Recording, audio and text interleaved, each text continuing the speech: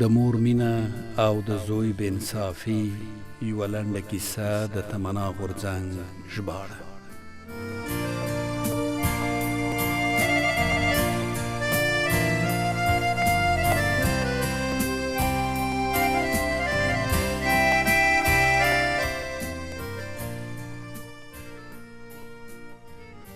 زوی خپل مور ته وویل ولې په دې ډارونکې څېره زموږ ښوونځي ته راغلې. مور یې ورته وویل خواړه دې په کور کې هیر شوي وو، ما نه غوښتل چې د زړه ټوټه مې وږی پاتې شي، نو ځکه ښوونځي ته راغلم. مور یې که ته ښوونځي ته نه وای راغلی زه به همدومره شرمېدلی او زهیر شوی نه وای. هغه به تل د خپلې مور په یوه سترګه شرمېدو. زوی څو کاله وروسته یو بل ښار ته د لوړو زده کړو لپاره ولاړ. هلته یې دنده پیدا کړه، واده یې وکړ او د ماشومانو څښتن شو. یوه ورځ یې مور ترې وغوښتل چې له نږدې څخه خپل لمسیان او د زوی میرمن وویني، خو د زوی سره یې دا ویره وه چې میرمن او ماشومان یې د هغه زړې ښځې په لیدو چې یوه سترګه نه لري ونه ویریږي.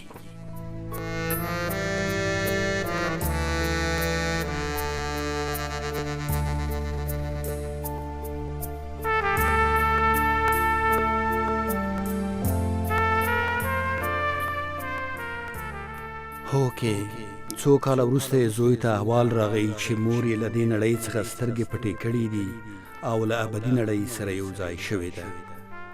کله چې هلک خپل پلرني کور ته راغی، مور یې د وخته خاورو ته سپارل شوې وه او د هغه له مور څخه له یوه لیک پرته نور هېڅ څه دته نه و پاتې.